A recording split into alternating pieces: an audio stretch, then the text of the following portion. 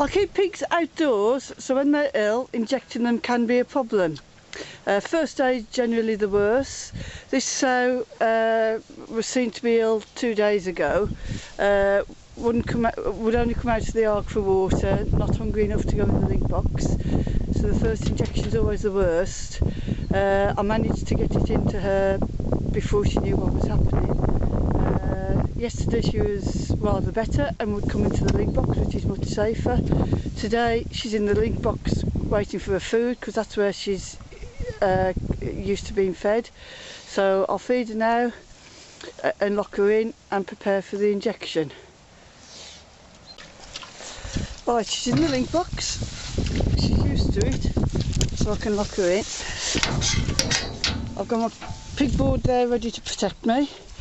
She's eating happily. Just to say, it's most important to finish a course of antibiotics once you've started. So although she looks better now and she's eating, she is terribly thin. You can feel that backbone, and she does need this third injection. Safety is so important. You have to protect yourself, so I always inject on the side of the neck opposite where I am, so if she goes to swipe at all with her snout, she'll swipe towards the injection, which should be away from me. When I get back to the house, I've got to log this in the medicine book. Again, that's most important, but withdrawal periods aren't so important on sows because they're not going for meat. But if she was a porker, you'd have to be very careful to allow the 28 days or whatever the recommended withdrawal is before sending them off for meat. So one of the worst things that can happen with porkers is that they get ill in the week before they're due to go, which means they have to be kept another month. This is my needle. For antibiotics into the muscle, it needs to be a strong needle. This is 16 gauge and 1.5 inches long.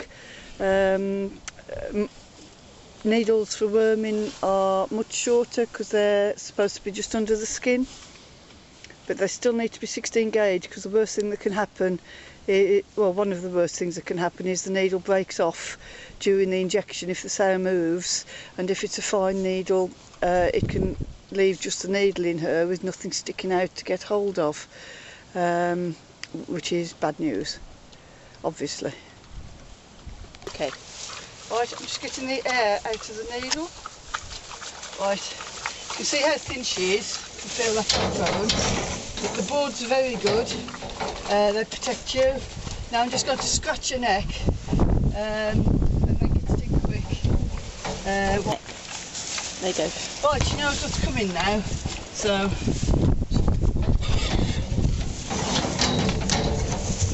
she's getting stoppy. I always say to myself, follow, follow, follow. So I followed. If you don't follow, the needle either comes out or breaks, but she's had that. So she's done for this illness, and hopefully she'll put on a bit of weight now. She's certainly ready for it. So now I'll feed her in the link box. I'll call that positive reinforcement, so that she still thinks of the link box as a place where she gets fed. So we'll do that now. Good girl. Good girl. Okay.